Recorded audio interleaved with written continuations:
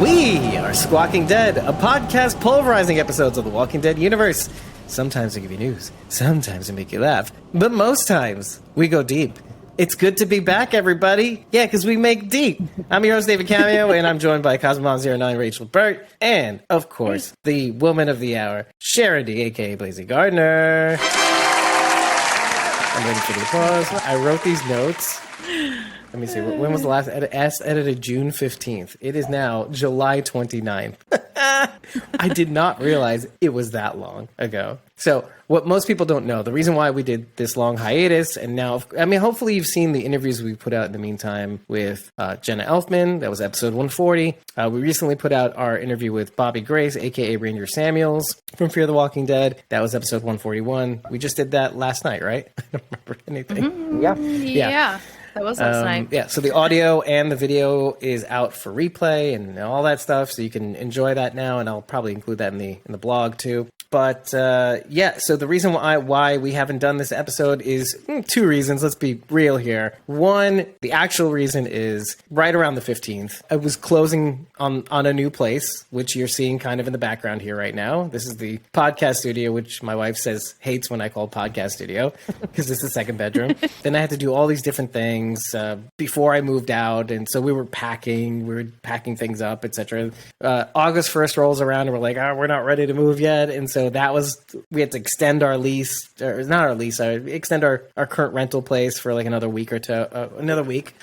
And then moving day, and then moving in, and then unpacking, and then we're still not unpacked, of course. But we were at a certain point where we can actually start, like, for example, for the Jenna Elfman thing, the interview. I think it was still the old apartment, so that was on the 1st. The Bobby Grace interview, though, we did that on the 20th, and thank God. I think I was ready for the first proposed date from when we wanted to record. You know, I just set up that section of this room, and I was like, oh, okay. We can do our interviews. We can maybe even get a podcast out. So, and then, we're finally at the point where, like, okay, we did all this stuff. We're lining up all these interviews. We just did another interview 2 nights ago, another segment that we're going to be doing. I'll explain in the post-show what it is, because I should have done this in the pre-show. Another interview segment. Not celebs, but something else. We'll get into that when we're ready to present it. But that's going to be pretty fun. And so it's about time we just sit down and actually do the thing that we are bread and butter, breaking down episodes with you. So I'm happy to be here with you. As you can tell, the training wheels are back on a little bit. There's a feeling of like, oh, how do we do this thing again? I don't know. Do you have your notes? What are notes? I have no idea. Took them a month and a half ago. So here we are. I'm happy to be here with you guys, though. And especially you guys. Sharon being on the show, is a nice little treat, with the stable internet. The Riverside is where it is right now. It's great. We're very lucky to have you. Thank you. Let's start with this. What was your favorite part about that episode? My John and June heart is going to say when June referenced the St. Louis barn raiser. Yeah. I was like, I squealed. I was like, hey! But I guess in terms of like, actual happenings, I like that Dwight and Sherry kind of, yes, I totally flipped my script on Sherry. Yeah, lots happened in a month and a half. Yes. Yep. When she shot the ender and said, thanks, enjoy the view, asshole, I was like, okay, I am a fan now. We're putting that assholeness of Sherry to good use, is what you're saying. Yes, I totally. So I really enjoyed their segment, I think, most of all. Really? Which is, I know, crazy. That's pretty cool. That's really cool. I mean, those scenes with them gave some incredible resolution to like some of the kind of iffiness we all felt. Like, and me trying to make cover. Well, Negan raped a lot of people. But then she kind of put it. She's like, yeah, why did I waste so much time? And like, you really kind of felt like we've all been in this spot where like, yeah, I could have not maybe focused on this too much and maybe enjoyed the time I had with whomever or whichever pet or like, right? Like, so. What about you, Rach? If you had to think of something. You're going to laugh at me. Right before Raleigh dies, he kills this walker in this really cool way. Yes, and this way. He goes like this. Right. Yeah, he's like, and he like has this like stance for a half a second, and I'm like, argh! And then Daniel kills him, and I'm like, okay. But it was really cool. Where you get this kind of like, you're like, oh, this makes me feel tingly down there. Huh? What? And then like a moment later, you're like, oh, should I not have felt tingly, Danielle? Danielle's the cooter police, apparently. was the last time you heard anybody call it a cooter? Anyway, I don't. That's a turtle in the South. A furry turtle. For real, a turtle. I like turtles. It just has hair on it. I like cooter. How different would that meme have been if that's what he said, right? I like cooters. I like turtles.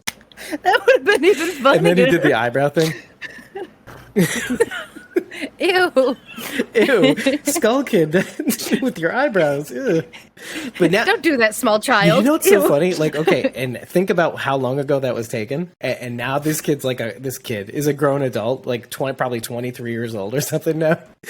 Can you imagine him saying, "I love turtles"? Like in a camera, He should. deadpan.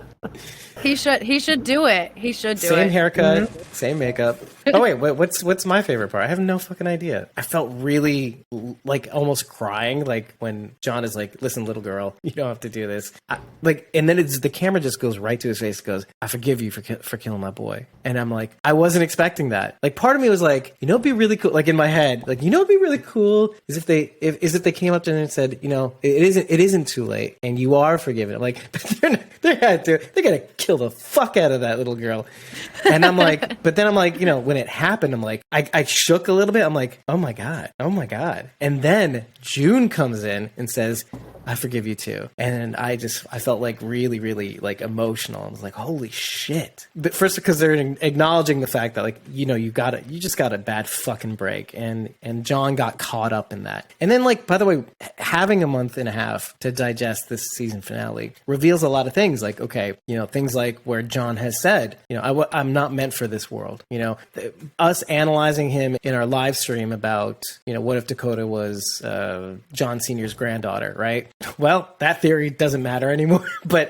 But when we were talking about that, we were saying, like, okay, John, in a sense, and he's admitted this every now and again, it's like, you know, I'm just a guy that kind of walked into this apocalypse here, and like, I'm not like you people. Am I really equipped for this world, you know? Dakota kind of takes it upon herself in that moment. And this is where we start to get into a little analysis, but like, Dakota herself is saying yes to both. It's like, yes, I got a bad break, but yes, I am going to stick to who I am. Like what Teddy said, I am this person that does this thing. This is what I had to become to survive this world, you know, to feel like I could be free. I made those mistakes. I got to own up to them. The first thing that you had said to me after you watched the show was like, I felt bad for Dakota. I'm not sure you were supposed to say that out loud. That was sort of a secret. I have admitted that in public. It did. I did feel bad for her. I did. I felt, and I felt bad for her because she was alone. She felt alone, even though there were people that would have taken her in and cared for her and loved her. She didn't feel that she was ever going to have that. She just felt totally alone at the end.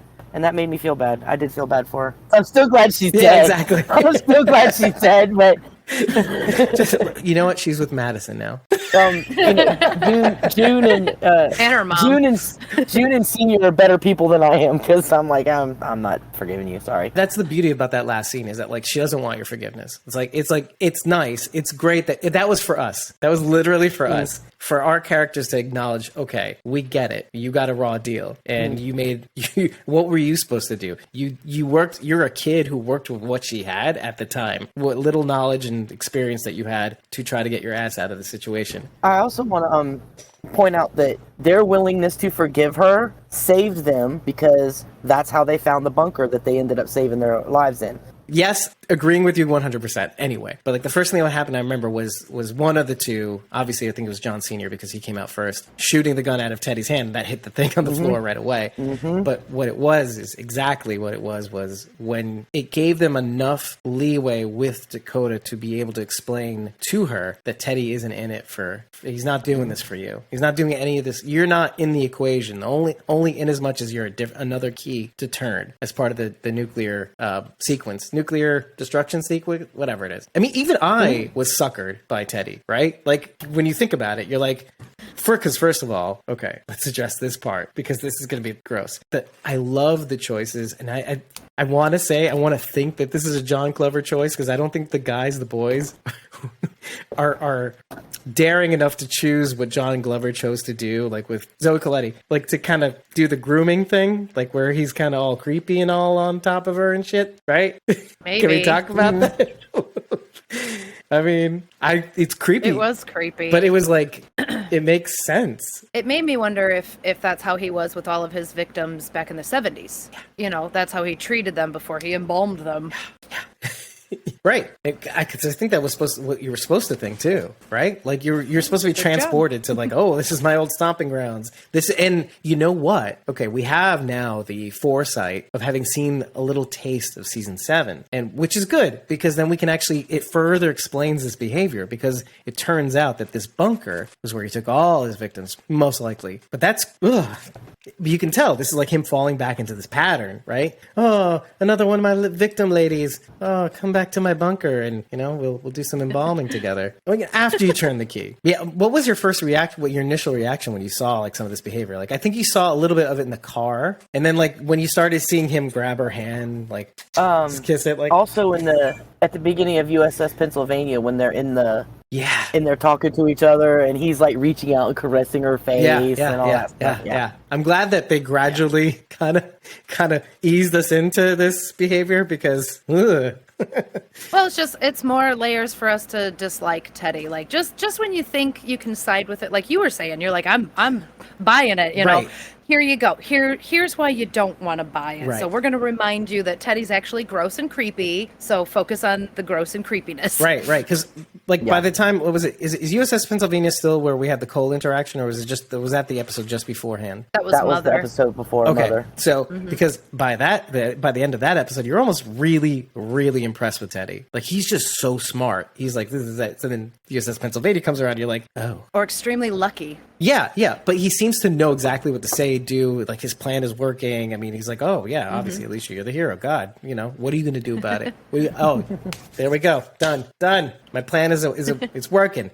So, and then, USS Pennsylvania comes around. You're like, oh, I don't know if I like this now. But like, we want that to happen to us. We beg for the rug to be swept from underneath us. And this is like, you made a huge mistake by thinking you kind of liked him.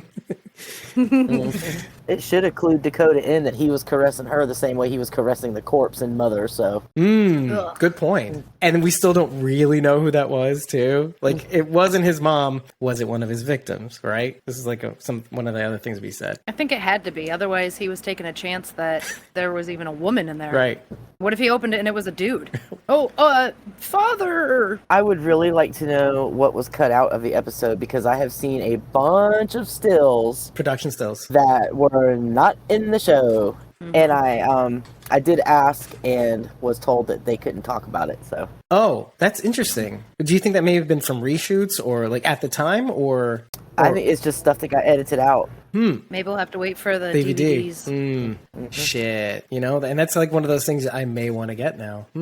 Genuinely. Let's think about this out loud. Do I care as much about the unedited director's cuts, scenes that were cut out from like The Walking Dead versus the Fear the Walking Dead? I think Fear the Walking Dead has that mystique about it in some ways, whereas like The Walking Dead, okay, there's a source material that they're following. I don't really care so much about the deleted scenes as much. At the time when the deleted scenes were kind of coming out and they had the DVDs, you'd want to watch it because like, oh, what didn't make it? Like this new show, what is it about? Oh, why didn't it make it? Why do you think they didn't make it? But like, now we're in season 8, season 9, season 10, season 11. Like, I don't really care. I don't really care about the deleted scenes of The Walking Dead. Really, what could they have possibly deleted? They're not finding their footing anymore, right? So like anything that's taken out, it's like, it really doesn't matter. It's like, oh, we're just adding a minute here for no reason. We're taking out a minute there. Gotcha. Unless it's something that really drives the story, because I mean, I feel like from the look of the deleted, I'm just going to Fear, but the look of the deleted scenes with June and Senior, there looks like there is something tense going on between them,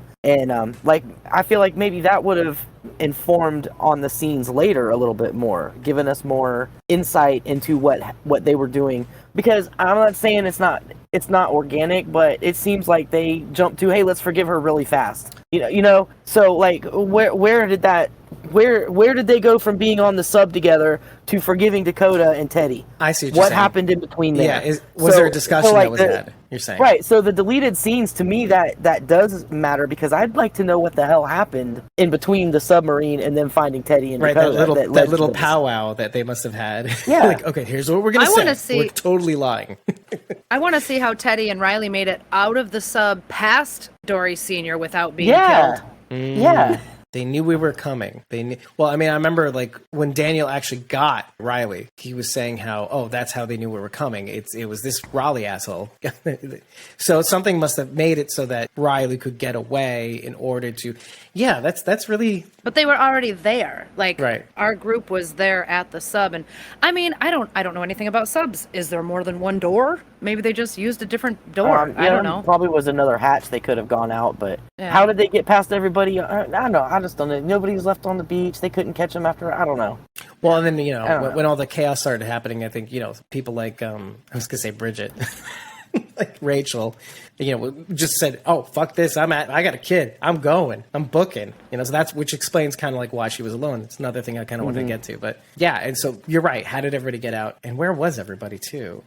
Man, a month and a half kind of makes you forget a couple details. So, well, half the group was at the naval base, and then everybody else was in the sub that we saw. So which we got to see a little bit of insight of them leaving. The basement is all a sauna for walkers and whatever. Yeah. At the naval base. Yeah. And you know what? Here's the thing. And this is one of the things that I thought, they gave me a little bit of a month and a half to kind of think about, right? This episode obviously felt a little bit disjointed, and I think they did the best job possible given their COVID restrictions, right? I don't mean to compare this to 10C, the episodes of 10C, because 10C had the extra, I'm not going to say misfortune but the extra label or disclaimer of saying, hey, these are filler episodes. We know these are filler episodes. These are filler episodes. They will move the story forward, but like an inch, not like a foot. But like, given the differences between what they had to do from episodes 8 through 16, you're kind of like, were these filmed during COVID? It wasn't until this last episode where I kind of really felt it. There's a little bit of continuity issue, like with Riley, a little bit, not continuity, but we don't know. They must have either, like you said, Sharon D, they must have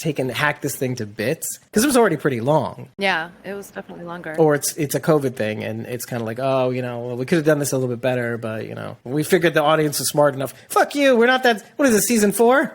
We need Squawking Dead to bring it down? Come on.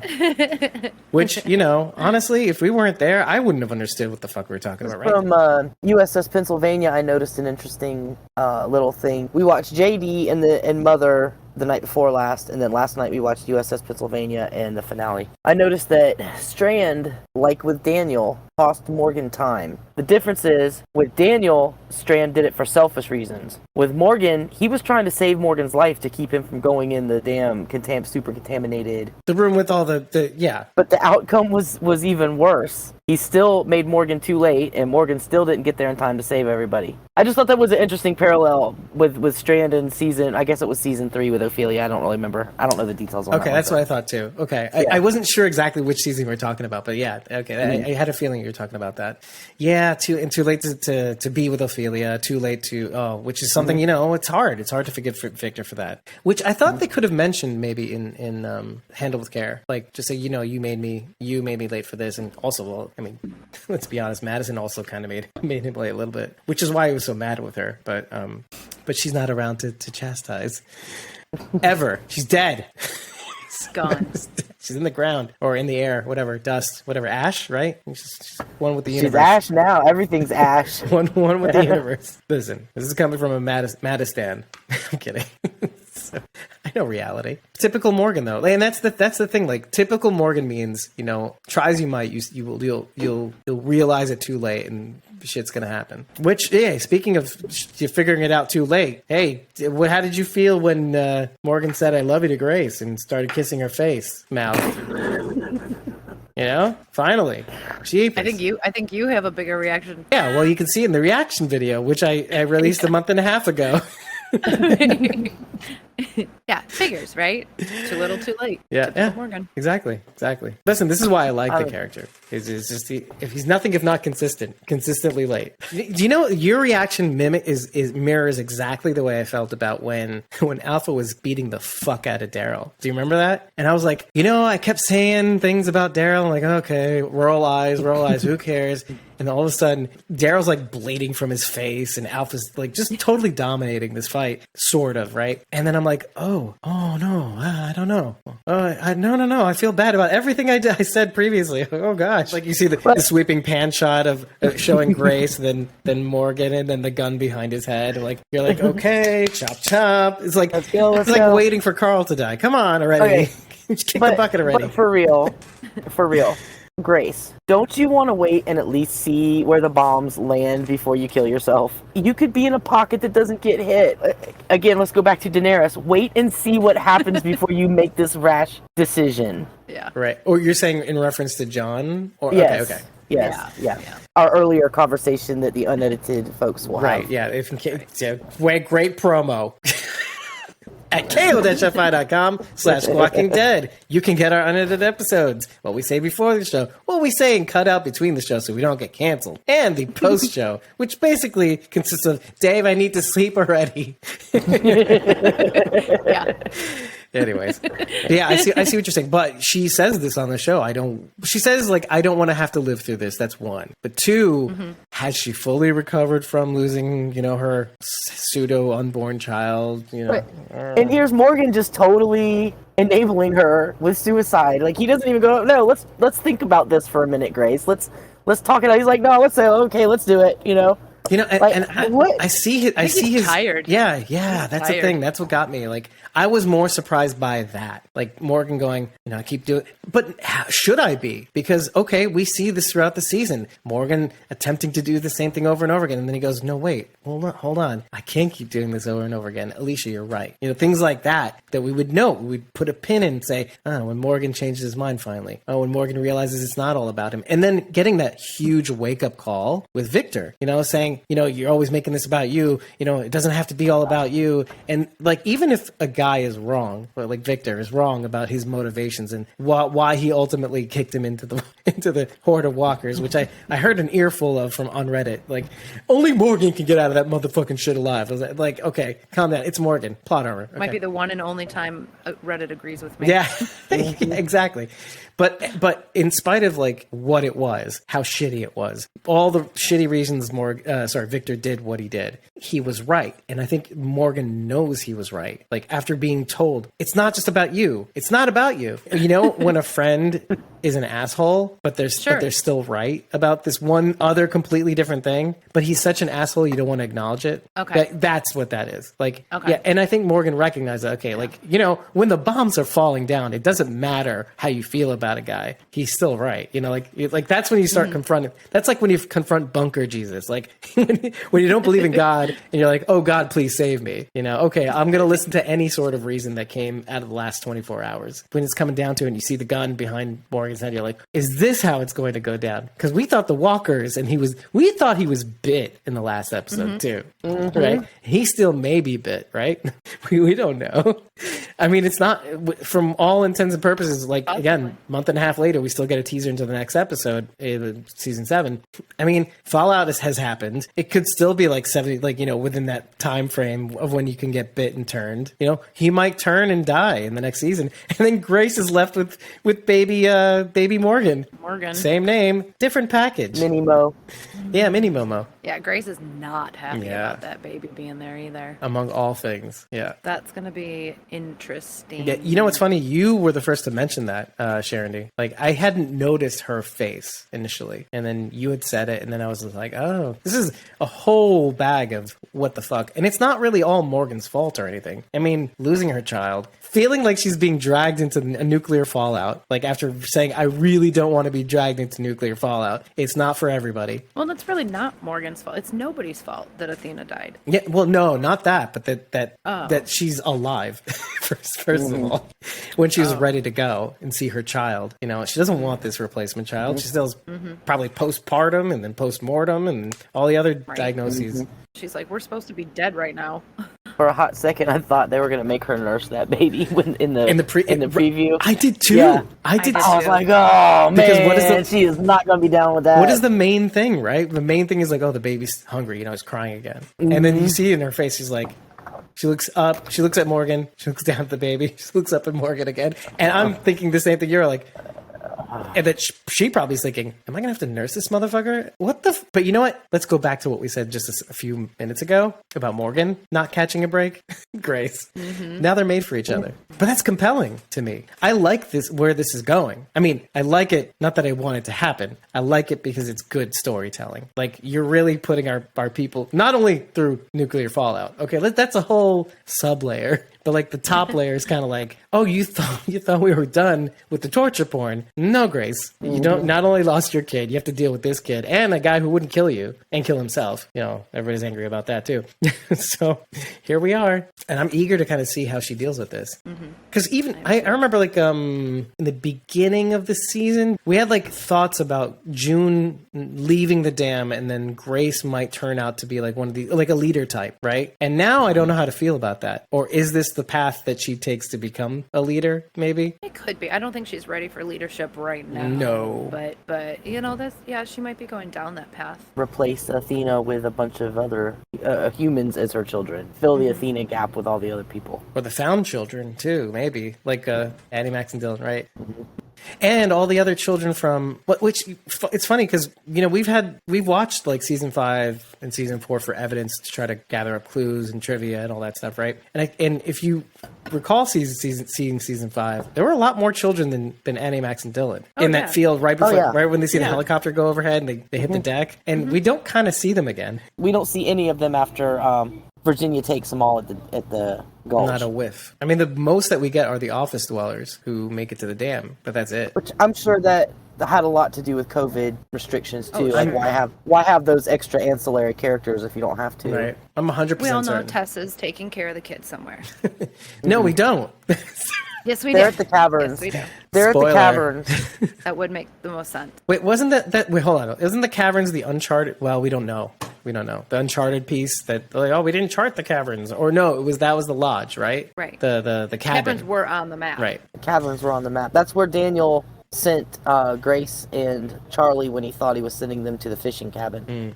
I still think they're with Wendell. I think. You think? Well, he's in the caverns too. They're all in the caverns. It's like they're underground. It's like the cornfield on Fear the Walking Dead. They sent them to the cornfield, and they're underground, so they'd be safer. Right. Yep. Right. I don't know if I just don't. I don't have enough evidence to kind of say this way or that. I don't have any evidence. It just makes sense. Remember that theory about Rabbi Kessner starting to have things with Rachel, like little discussions, and yeah, so much for that. Holy crap. I'm so glad we got to see more of Rachel, because I mean, you know, who doesn't love Rachel on screen? But yeah, I agree. I thought she could have been a really cool addition. All the years that we've been watching these shows, I get so excited when they still manage to surprise us. You know what I mean? The whole, like, that whole scene, I mean, from her breaking her leg and the bones sticking out was just like blah. and then what she has to do for baby Morgan too, like that. I mean, we've seen a lot of stuff on these shows, but I can't think of anything quite like that. Yeah, the ultimate length that she went to go through for him. Yes. Yeah, I mean, wrapping the cloth around her head and, you know, putting the baby on the back so she doesn't eat the baby. I mean, yeah, it was like sad. Like I feel terrible saying I like this scene, but I do because of, you know, what she did for her baby. It was so selfless. Yeah. Powerful. Yeah. Yes. Yeah. You know, and it's funny because every time I think of that scene, I think of me going, "This is how you jack up a truck." And then literally after the reaction video, I looked it up. I'm like, "Yeah, that's how you jack up a truck." Yeah, that's literally how you through the back. There's the little axis. There's a what is it called? A jack point right in the back in the middle. I felt like a jerk. I felt like a big jerk.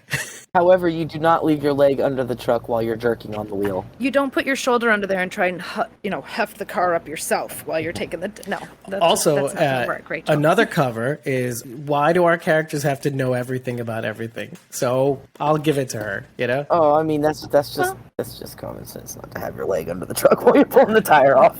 I mean, yeah. Well, first, that's like the Wolfman thing. It's like, don't you know that there's a wolf behind you, lady? Like, he's like, look behind you, you dumb bitch. Like, no. I get it. She was panicking. She wasn't thinking. I get it. Yeah. People do. Yeah, well, bombs be dropping, bitch. Yeah. It's like, Yeah. There was a little bit of pressure there. Yeah. Well, I mean, that's it's everything. It's everything. And again, expecting our characters to know everything about everything. Like, oh, they don't have that's another thing I was thinking of. Like, they don't have the internet. Okay, they have to know the thing. You know, do you really think the manual's going to be in that car? No. At first, that car. Encyclopedias. No. Encyclopedias. They're underwater. Remember?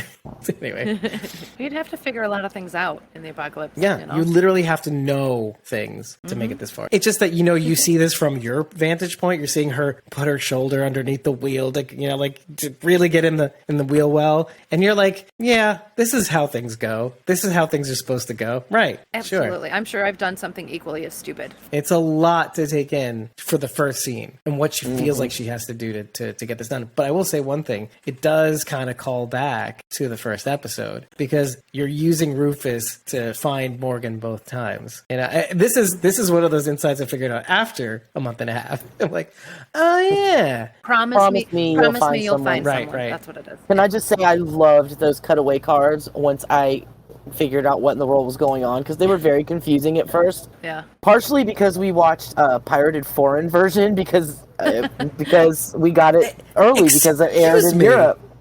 Yeah. So it came up with. So wait a minute, hold on a second. Let me get this straight. So you were waiting a week and a half for me to watch this episode? Yeah. Yes. Yes, we did. You crazy bastards. Which means you had like a whole 2 months having watched this. That's insane to me. When the cutaway cards came at first, they were in 2 different languages, and I was like, is this something that I think it was German or something. I'm like, is this something German? The Germans are putting in this? What is this? Yeah. And then when I watched it later on AMC, I was like, oh, okay. And then I got it now. And then Dame el Arma, and then like in German it has this, and then in English it has that. I was like, what is this? What is this? It was so weird. But I did really enjoy those. Once I figured out what they were, I thought that was a neat touch. Yeah, I thought so too. Like initially, I was kind of like, really, guys, really. But then it really caps the scene. It's a framing device, right? Like you're watching the scene, you're kind of, what is this all about? Oh, we see all the things that unfold, and what unfolds is fucking crazy. But what you should really be focusing on this because it colors the entire rest of the scene, right? Like, promise me you'll find someone. All the shit that you just watched, the crazy shit that you wouldn't do with the wheel well and everything, don't focus on that. Focus on this. This is the whole point of the scene. For the most part, they made sense to me, but some of them I wasn't sure why they chose that line. Like, enjoy the view, asshole, maybe? Well, that one to me stuck out because it was funny, but I'm not sure. Like, yeah, that's a perfect example, though. Like, yeah, it's funny, but what does that line really mean to the whole scene of everything? Okay, because I had thought about that. And there's another one too, so be ready. Because Sherry is letting go of her anger and resentment towards the bad guy, and so when she shoots this dude, she's like, you know what? Enjoy the view, asshole. I'm done. Bam. She's basically saying goodbye to Negan, Jenny, everybody that she had an issue and problem with. Yeah. That's my take. No, I'm not that far away from you. My take of it was kind of like what Dwight said. Well, Sherry says, I haven't seen that side of you in a long time. He goes, maybe we can use our evil powers for good. And, I'm just using air quotes because all the shit we went through, why don't we use it to help people? All the shit all the stupid, dumb shit that we did, let's put that to good use. And that's why I thought enjoy the view, assholes, kind of like, it's all of that in one. It's like, now we're super Sherry Dwight 5. Like Schwite. Hashtag Schwite. Swing bada bada. Dwight grabs Sherry by the face and he tells her, you have nothing to be sorry for. And then in the next scene, the cutaway card says, you have nothing to be sorry about. And that's what Teddy says to Dakota. My small little beef is just how confused it made me, because I just heard Dwight say that and now I'm seeing this line on screen and I'm like, wait a minute. No, he just said it. So it can't be. And to be honest, the first time I watched Teddy, Dakota, June and Senior, I didn't even hear Teddy say it. I missed the line. He said it so fast and it was so glossed over. Like, I didn't even hear it. And again, personally, I would have chosen "I forgive you," right, as the cutaway card line. The forgiveness. I see what you're saying. Kind of what that scene was about. From my perspective. I get you, but in the end, she didn't want it. That's the thing. She didn't take that forgiveness. She's not looking for a break. She knows what she did, and she's committed to it. She's like, okay, I did what I did. You know, I am who I am, and I'm not. She has been for a while, and I'm not going to change. Like Teddy convinced me, I'm not going to change. So the whole point of that is to say you have nothing to apologize about. She is not going to apologize. Period. It means a different thing, but it's the same words, right? Like, oh no, I'll take what you said, Teddy. I have nothing to apologize for. You helped me realize. Yeah, now I don't need you. So goodbye. And you have nothing to be sorry about, and I forgive you are kind of saying the same thing, just from a different perspective. Mm-hmm. Well, and if that's the case, like if the whole title card was for Dakota, that's kind of a washout, isn't it? She's dead. Who the fuck cares now? But she drove so much of the story. I mean, Dakota has starting with John. You know, she's driven so much. Well, hell, starting with the murder of Cameron. Starting with the murder of Cameron. She has driven so much of the story that I mean, it's kind of fitting that they gave her a closeout. Pre-season 6, saving Morgan. You know, before we knew, or before we had an idea. I mean, this is for somebody who hates Dakota, but still, you know, she has been the driver and the catalyst for a large chunk of the story. As much as we hate her, irritating, isn't it? But you know, it's irritating. But on a surface level, of course, every one of us is kind of like not critical, but like annoyed with Dakota. But on the sub level, like it almost doesn't matter who started the Big Bang. I'm just glad I'm here. You know, I'm glad I have a show to watch. So it's almost genius. Like it almost forces you to be okay with it, like with everything that happened, because it leads to where we are now and the compelling television that we get to watch. Even though, fuck you, Dakota, right? I also want to point out that Dakota wrapped up both of John Dory Sr.'s loose ends. Yeah, you know, that's a good point. John Jr. and Teddy. The two biggest issues in John Sr.'s life, and Dakota took out both of them. Oh, right. The light and the dark, in a way. It was too late for John, though. John Sr., wasn't it? What does this nuclear fallout mean for the greater Walking Dead universe? Have you guys had time to think about that for a little while, or? Given that Omaha and Alexandria are not suffering any kind of fallout effects, I'm going to say that other than possibly chasing our characters out of Texas to where they come into contact with other members of the shows, I don't see that it has a whole lot of environmental impact on either The World Beyond or the main show. Right. But they can't stay there. Right. There's no water. There's no supplies. They have to leave Texas. Right. And that's going to push them out. They go north. They'll run into eventually run into Campus Colony. If they go east, they'll eventually run to Alexandria. Yeah. I hope they didn't all go to Campus Colony, because now they're all dead anyway. Apparently. Oh my God. But this is why I asked the question. Survive nuclear fallout. Yeah, just to be how do you get out of this, right? Maybe those were our Ranger horses in the main show. Right. You know, maybe they got pushed out because the bombs went off. They can't stay there. I don't see any way that they can stay there. No. And yet, like, I mean, so there's two things. There's another whole other factor to this, and that's okay. Well, it's also in the past. So, in all the other shows, we have not heard any mention of this fallout, or maybe we have, and we were just kind of like Leia, right? Like Leia. I always mess that one up. I don't know. Maybe they did tell us, and we weren't listening, or well, Iris gives us a little map of the United States, right, with all the question marks everywhere. Yeah. Mm-hmm. But 10 question marks for 10 warheads. But we saw at least 4 land right around the Texas area. Yeah. Well, yeah, but. I'm not really down with that theory. I just think I don't give it too much. I like it, but it doesn't. If the fallout was affecting The World Beyond and the main show, we would know about it by now. Well, it's less about that than like. It's kind of like getting current events somehow, like, or figuring, I don't know. But more to the point, like, okay, my biggest thing is, okay, how does this whole Carol and Dale spinoff, well, like, maybe we're making too many assumptions about the Carol and Dale spinoff, like, that they may not still be in Alexandria, or because our assumption was that they were going to go to New Mexico and be in love together, or some bullshit like that. My assumption is that they're not even going to be together. Right, one of them's dead, right? I don't know like Madison. It's possible, but that's Carol and Walker Darrell. Yeah, I was thinking the opposite. Possible, but No, I don't think we're gonna see them together. I think we're gonna see their separate stories for a while. Yeah. Oh, well, yeah. That's what we both have this kind of theory, sort of. Yeah. That they'll be apart for at least half a season, if not a whole season or something. Maybe they get separated somehow, and the whole point is to find the other one. We have no idea. Right. And they finally see each other in the finale, and that's when they fuck.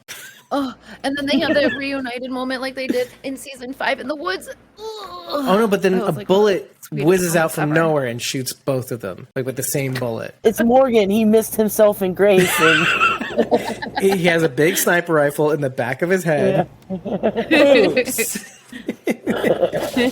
I killed Carol and Daryl. What did you think about Riley being a traitor? Because I think some of us had thought that he might have been during Handle with Care, that he was in contact with people. I don't remember who it was, so I can't give good credit. Well, I think what Riley tells us is that it actually happened after that, after Handle with Care, is when Riley decided, these people are fucking nuts, I'm gonna go join Teddy. Right. I'm gonna go join the other nuts. Yeah.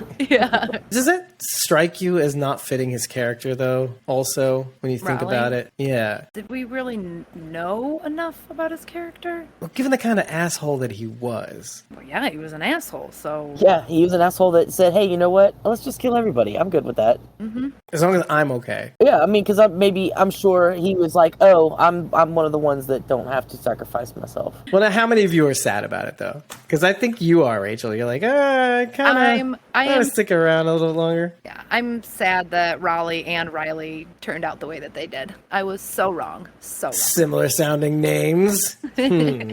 Raleigh and Riley sitting in a tree. Sharony made a good point. She thinks I had a soft spot for Riley because he looks so much like Quentin Coldwater from The Magicians. Oh my lord. Oh, and I thought about it. I'm like, you're probably not wrong. Or like from his Terminator days. Yeah. I was editing the In Dreams watch party, and at the end, you were still talking about how you thought Riley was a good guy. Oh my god. Yeah, what were you saying? It was like, Riley's really a good guy. He could have killed them all. And he's on our team. He could have killed He should have killed everybody in that barn, and he didn't. There's got to be a reason. I'm just going to take this and I'm going to walk away. No, because he's a nutbag. That's the reason why. He wanted everybody to see it happen. He basically said that. Even when Daniel was questioning him and Swati, and he was like, why don't you just, why are you telling us this now? Why don't you just let your plan carry out? He's like, because I want to see everybody watch it burn. And I think that's kind of partially true. Yeah. He does want everybody to see it happen. I think he he really wanted to, in some ways, save them in a weird, like, take him to where Alicia's at, put him in the basement where they can be safe and be like, yeah, here, we did it. It's done. Now what? Now you can be the good guys like what's her face? Like Alicia. I think he was driving him around in circles until that fucking bomb went off. Or maybe he was driving to about the same spot, like the same general area as Teddy and Dakota were. Because, I mean, maybe that's the one spot that they knew they would get eviscerated. Well, I mean, I don't know, because if you see them land, they obviously did not space them out in any manner. Because when you're standing there watching like 3 of them fall behind Morgan and Grace at the very, very end, you see 3 separate mushroom clouds, and they're all right next to each other. Mm-hmm. So why would they set them to go off all in the same place? I think it was just random. Let's just shoot it off and see where it lands. Because they had also planned on setting off more than one. Yeah, mm-hmm. Yeah. So they were like, oh, we'll just shoot all these off and they'll all fall everywhere. So I don't think they programmed them to go anywhere. I think they just were like, hey, let's shoot them off and see where they go. I think they probably had them to take out anything. I mean, my theory about having them program certain CRM drop spots, or maybe that's the second. This is the idea of the second round salvo was supposed to be CRM drop spots. But yeah, if not for Morgan stopping that second salvo, we probably wouldn't even have a season 7. Yeah, if Morgan and Strand didn't stop them, we wouldn't have The Walking Dead. We wouldn't have World Beyond. We wouldn't have any of these shows. I'm not ready to go that far. I mean, how many could they possibly have? I think, was it 20? Destroyed the warheads? 24, I thought 24? It held. And each one holds 10 warheads. 24 missiles with 10 warheads each. Oh, I thought they had only the 2, and then each of those had 10. Oh, no, there were silos all the way down that hall, and they were all missiles. And each of those has 10. Woo! Yep. Uh-huh. Woo! They could have destroyed the country, and then some. In some other countries. Again, we go back to this point of like, okay, even with what they were able to fire off, the universe has has to acknowledge this in some way. Yeah. So, and this is in the past. I wonder if the weird-ass walkers we're getting in season 11 are nuclear-tized walkers that get brought from Texas. That would be awesome. Maybe like they've gone to Texas and rounded up a bunch of the nuclear weird... Because don't they kind of look like that weird-ass nuclear walker in the sub that was like... You know what I'm talking about? The one that came up like that? More so season 5, I think. Maybe it's the nuclear walkers they brought over into Alexandria. Well, I guess walkers don't generally succumb to time, so maybe. We got some trash can man wandering around out there dragging nuclear walkers back to Alexandria. No, the Matt Frewer version. Matt Frewer, not the my life for you. The best. How can you top that? I know this shit by heart. I used to watch this shit all the time. Logan resurrected. I want to see Walker Logan, but he got shot in the head. Oh, sad David. They confirmed the helicopter pilot was Isabel. Oh, that was... really? That was actually Cindy Lemon? Yeah, I think did I ever watch The Talking Dead after? I don't think I did. I'm thinking to myself, did I watch Talking Dead afterward? After a month and a half? I don't think I did. But I remember hearing that it was, actually. Okay. They confirmed she's coming back, too. And it makes sense why she wouldn't take her helmet off, because she's supposed to be all secretive, so they don't... See, I'm thinking how they're all going to get out is Al is going to track everybody down, and Isabel and she are going to fly everybody out to a safe zone. Mm-hmm. Because even if you look at the timer, like when Grace goes out, she has a timer, and they get like 10 minutes, I think. I mean, I don't even think it was that long. But she has a timer? She has a timer on her wrist or on her hands as she's going out into the wasteland. In the preview. Okay, gotcha. Right, as it's counting down. I was like, in the episode, what? No, the trailer. Yeah. So I gotcha. I'm thinking that, they can't walk out. There's no way. They'll all die out. They don't have enough time. So I'm thinking that Al's going to somehow track them all down, and then she and Isabel are going to fly in and fly them out to a safe place, to the CRM. And that's how we all get involved. That's how everybody gets into the CRM. Well, and Grace has a suit on, and she still only gets 10 minutes. Right. And I'm pretty sure there's no hazmat suits in Teddy's bunker. Pretty sure the people... Well, there might be in Teddy's bunker. There might be in Teddy's bunker, because he was preparing to live out after it anyways and go back to the sub. But Dwight and Sherry's, they're not I don't think they have hazmat one. Suits. No. With that family, too. Yeah. I'm not worried about Strand, because he's going to stay up there in his somehow magically protected from Fallout castle. Super Saiyan Strand.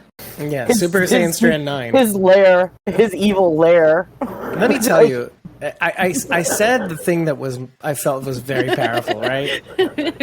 But I think that Strand evolution or de-evolution or whatever, that was my favorite part of the episode, to be honest with you. That was my favorite part. It just acknowledging the fact that I fucked up. Oh, I'm ready to die. And all of a sudden it doesn't happen. It's like, I'm the other guy. And I like that. It's like, okay, lean in to... and I think Coleman explains this best. Like, he kept doubting himself. He had to build he kept building himself from the ground up each and every time, each and every iteration of Super Strand 1, Super Strand 2, Super Strand 3.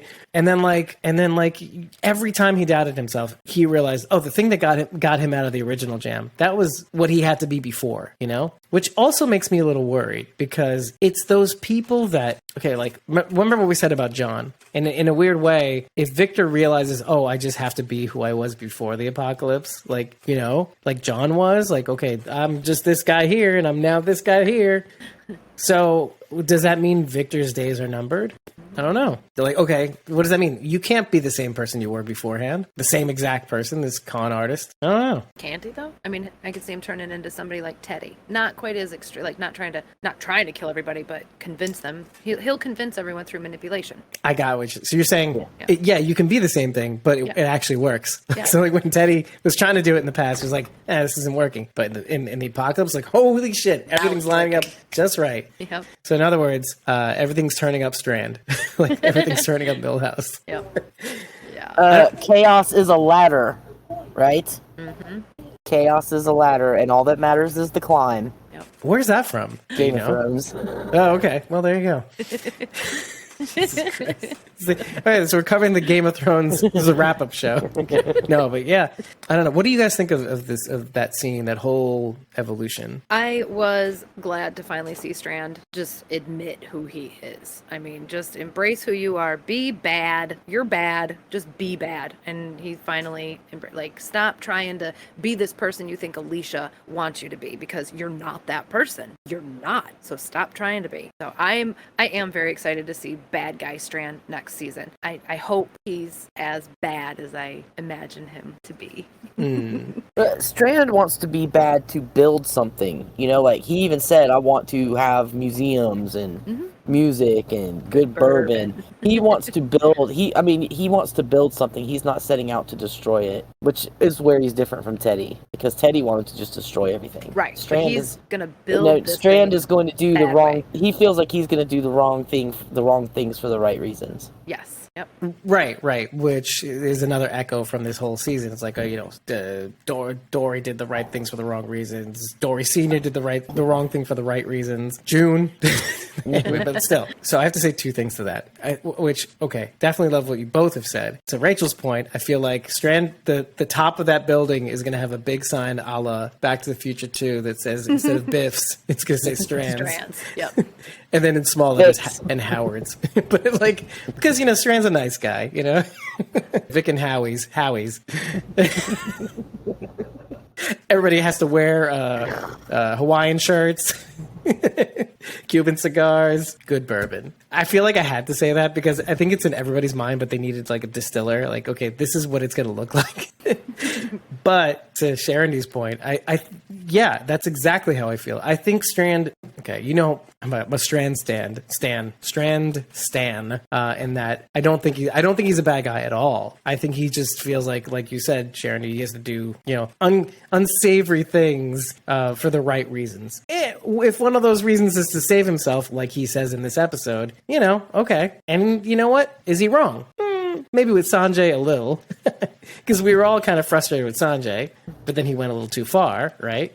But I don't know. I don't see Strand. I still don't see Strand as a bad guy so much. I mean, I did have feelings when he kicked Morgan into those walkers. I did, and especially the reasons why he did that. Because he wasn't prepared to die. B, he wanted to take all the credit. Mm-hmm. It's funny. That was another one of the insights I thought of in a month and a half. In a way, Vic's whole thing was to stop Ginny, right? And then when he realized that Ginny was gone, he just kept going. Like the lack of information sharing, the plan doesn't change, all this stuff. It was like he became the thing the thing that he was trying to dismantle. He became that thing. And in some senses, it has to be me. Like it has to be worth something. All the shit that I did, it has to be worth something. Same as John Dory Sr. It had all this tracking Teddy down has to be worth something. Well, you lost your son. You never got back together with him. All these years since that, when he's licking the ice cream cone, you decide, okay, he's okay, he's fine. I'm gonna go now. Yeah, and then when he came back 40 years later, you dumb shit. Your son's dead. And so that was supposed to be kind of like a lesson for Victor. Like, okay, Victor, you can cop on. You can still be Victor, however victory you want to be or Strandish you want to be. But, let's get together. Let's do information sharing like we're about to after Ginny was shot. Handle with care, right? At the beginning of the episode, they're like, let's get down together and share some information, discuss this threat. And this is the thing that bugs me the most. After Handle with Care, you would think that Strand having that little Christmas Carol moment, like, oh, I'm still here. Like, Daniel didn't shoot me.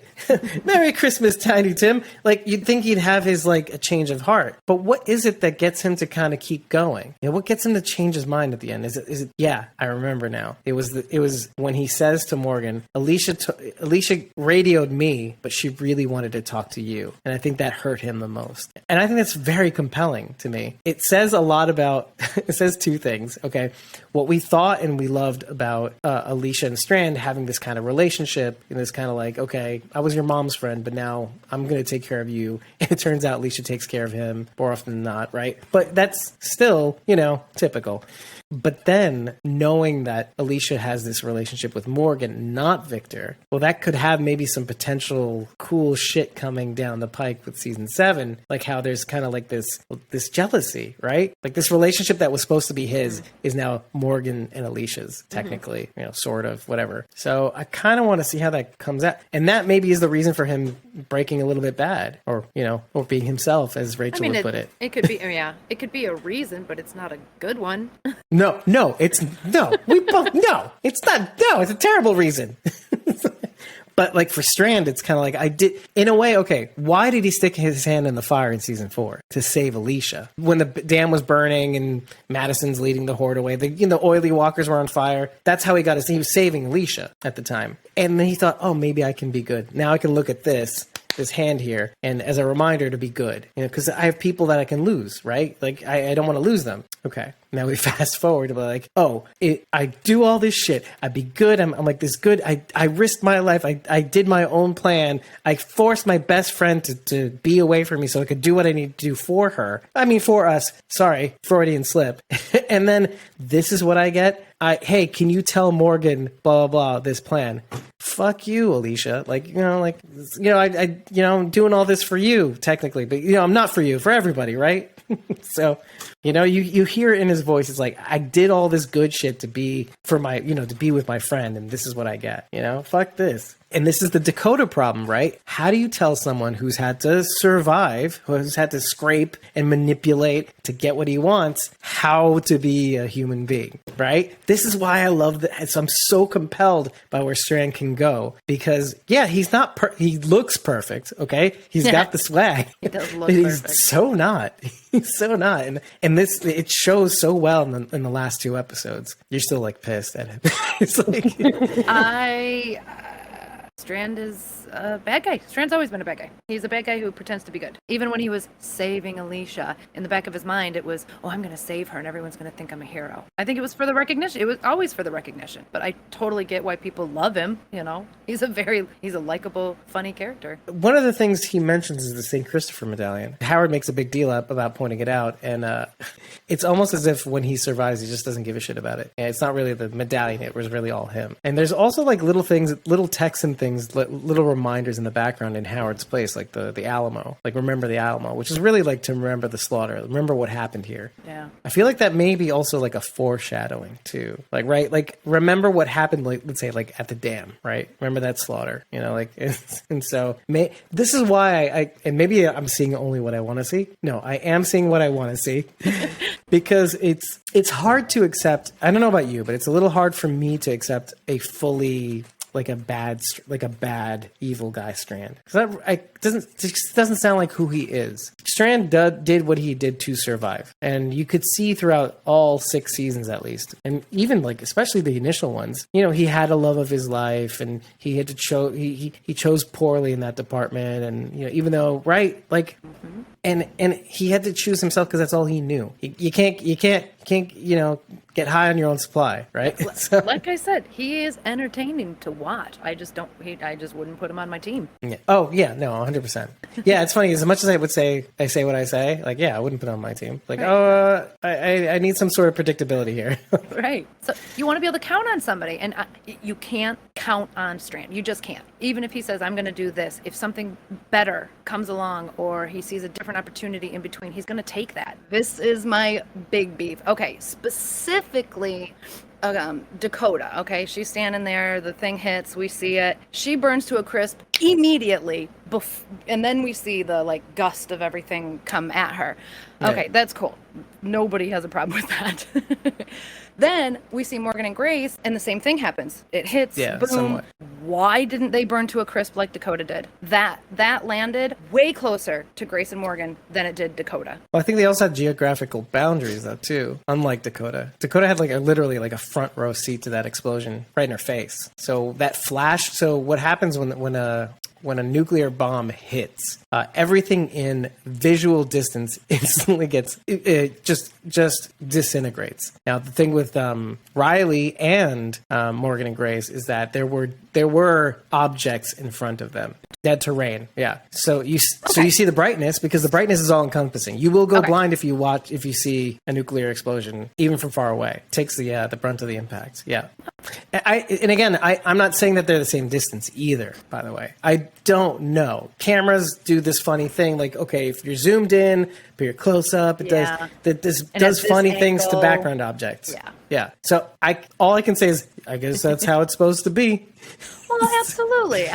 I mean, I like how it happened. I'm not complaining about the result. I heard people complain about it. I'm just like, this is the hill you're going to die on? Oh, no, okay. no. I'm not complaining about the results. I just kind of scratched my head afterwards and went, shouldn't Grace and Morgan have burned to a crisp there too? Right. Well, hey, listen, I didn't know until I looked on the internet, which they don't have. I didn't know that you could jack a car. You have to jack a car from the back. Yeah, so listen, you figure, live and learn, right? I don't know. But is that the big bone to pick? Yeah, that's it. Really? Yeah, that was. I get it. I could see why you bring that up though. I could see, because you're addressing basically what most people thought, like in the back of their head, like, what is that? Why do they get to live and she doesn't get to live? No, I'll tell you why she doesn't get to live, because it's too inconvenient. Yeah, no, it's too inconvenient. I'm happy with how things turned out. Yeah, satisfied is more.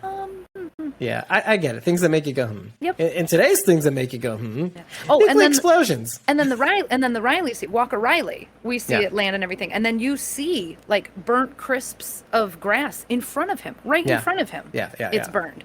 Well, it's not. But the key thing is that first of all, it's green grass, right? Right. Wouldn't that have been completely eviscerated? If we were comparing it to Dakota, right? Right. No, I'm just saying, you see some of that grass catch fire. Yeah, sort of being scorched. Yeah. Well, there's still heat. Yeah. And it is like sort of ahead of him. Like if you look, like Riley's walking here, and then there's like a line where the grass is on fire in front of him.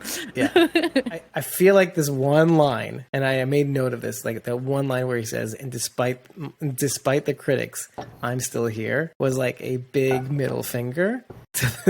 You like the season? No, not to you, not to you at all. This was Ian and Andrew giving 4 big middle fingers to everybody who said, "Oh, season 4 and 5 was dumpster fire. Season 5 was the lighting the dumpster fire where it lit up 10 other dumpster fires. And like season 6 is gonna be shitty." Like everybody's like, "Are you eating your words yet? Are you eating your words yet?" Season 6, despite the critics, we're still here. Season 7, yeah, maybe even season 8. Go fuck yourselves, Reddit.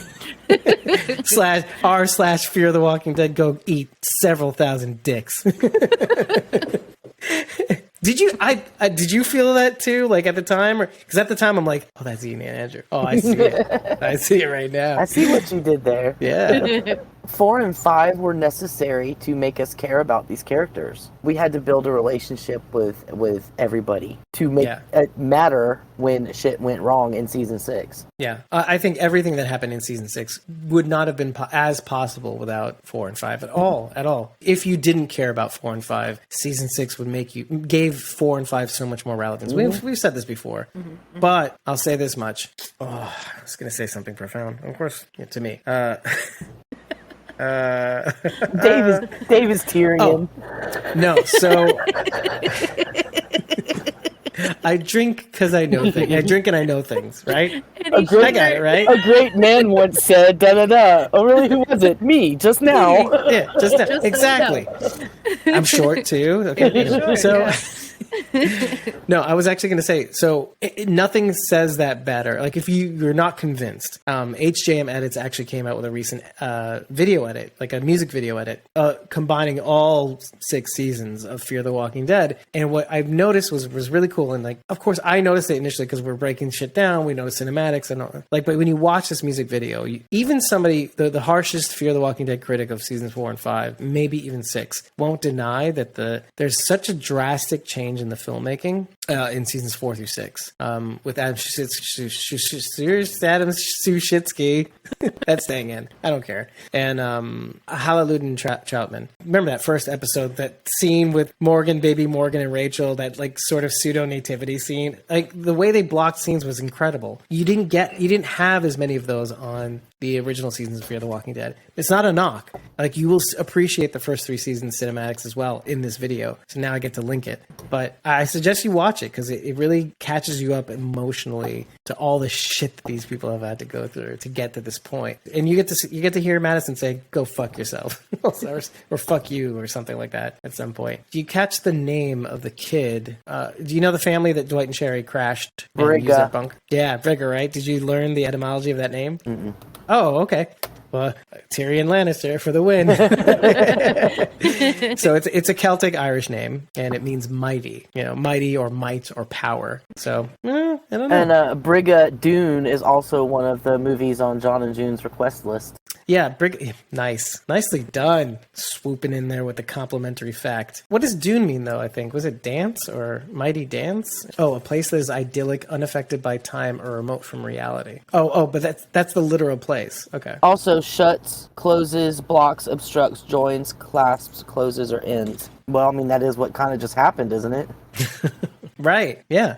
I know in the movie Brigadoon, it's about a town that only appears like every 100 years or something like that, and two Americans that are out walking in the Scottish hills stumble on it. And it's supposed to be idyllic, right? Yeah, it's the perfect idyllic little town that only appears to travelers or whatever one day every 100 years. Do you remember how when Swati was all okay? We have to talk about two things. Remember when Swati was all like, "Oh, the air brakes, they deployed, and we have to fix that," right? Sarah goes underneath the thing, and all I could think of in my head as she's welding is the critics, how everybody was saying how fucking bitch knows how to like fix a plane, and she gets the plane to work with other propellers, and I'm seeing this woman weld, try to fix these air brakes on this very high-end truck, this military style vehicle, and I'm thinking to myself, yeah, she does. Yeah, okay. You have anything else to say? I just want to say that Dennis didn't have any complaints at all about the mechanical doings in that episode, so it must have been absolutely accurate, because believe me, if it wasn't, I would have heard about it.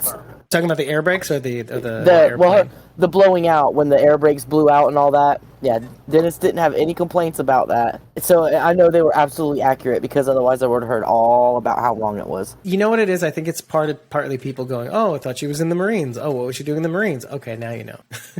Actually, but she says she got kicked out in boot camp. But that's the in-year trucker. Oh, you can fix all this stuff. It doesn't matter. Like, okay, that's what it is. Unless you're see, this is the thing. You can't prove a negative. If you see a character that with skills you didn't know they had the other day, you would need evidence to refute that fact. Like, you have no reason to not think that she can do these things. Right. So unless you're being a dick and you want to just refute, and this is again, you can't prove a negative. So unless you want to be a dick about it, fine. What? Doing this since she was a kid. We don't know.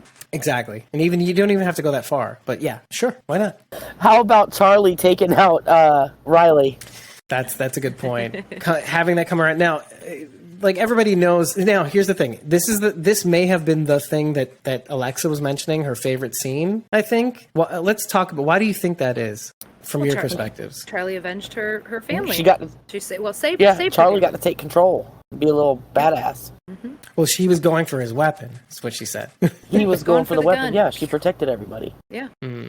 Well, and here's the thing. Why did Riley care at that moment? I'm also like a little bit surprised at that. Like, speaking as the guy who let Grace and Morgan go, just getting what he wanted, right? The key. Like, why in that moment did he care to kill them? Yeah, that doesn't really make sense. Doesn't track, right? No, it does. It makes no sense, because he could have just sat there and played confused. Well, he could have played confused and acted like he had no idea about Riley. And then everybody would have been looking at Daniel like he's crazy. Well, he got shot. Oh yeah, he got shot at the. Okay, I'm confusing when he got shot. Like, I thought it was at the end, like before the helicopter. He dies at the end. Yeah. But he gets shot right after Riley dies. Right. So why does he reach for the weapon? Is it to kill Riley, or I don't know? Riley was already dead at that point. He had to have been. Who knows? Daniel, maybe, because he had the coordinates. Maybe those didn't want him to go to the coordinates. Maybe.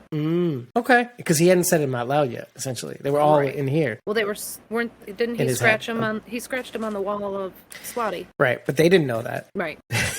when in the beginning, when he scratched them out, he kind of quickly put them away because he didn't want people to think he was crazy. Probably. No, but I think we just solved that mystery. Because again, sometimes you need a squawking dead to help you figure things out. Because why would he care, right? Yeah. If it means that they'll be saved, I think he would be, because he wants the bad people to be rooted out, right? Mm-hmm. And even if he had gotten his hands on the gun, it doesn't mean that he was going to kill everybody. He could have just incapacitated them in some way so that they couldn't move, and they had to sit there and watch and waste more time. Sure, could be that too. Yeah. But let's assume that it's Daniel, and then it makes Charlie killing Riley for Daniel, somebody that she really feels is family, not this replacement brother / father, but like somebody that could be an adopted father. Yeah. Makes it a little sweeter, doesn't it? Yeah. I see, and here's the thing. I feel like, and this may be going to your point, Sharon D, about something you said earlier, which I think is actually a lot more important than I thought it would be. The whole, like, deleted scenes or scenes that were shortened or cut out, or maybe scenes that were intended as one thing pre-COVID that had to get fucked up and mangled post-COVID, you know? Like, because I feel like Alexa felt like maybe that, it feels like there was supposed to be more to that, right? A little bit? Like the moment got curtailed. Like, oh, I got shot. Yeah, that guy was an asshole. He was with these motherfuckers that like, oh wait, what happened to Charlie's moment?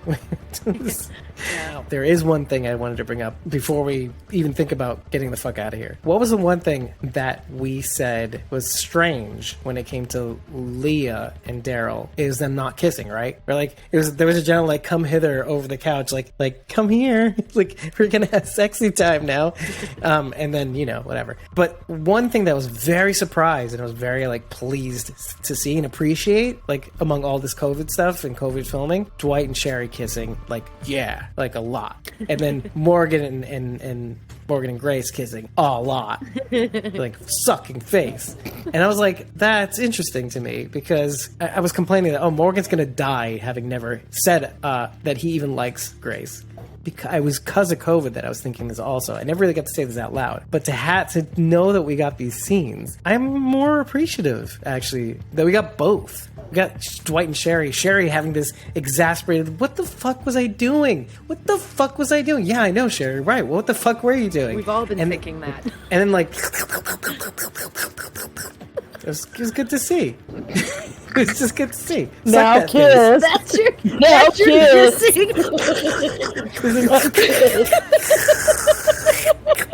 This is only something the visual audience can appreciate. I feel so bad for Evelyn. Evelyn, come hither. So wait, should I do the come hither? Hold on. Come hither, Daryl.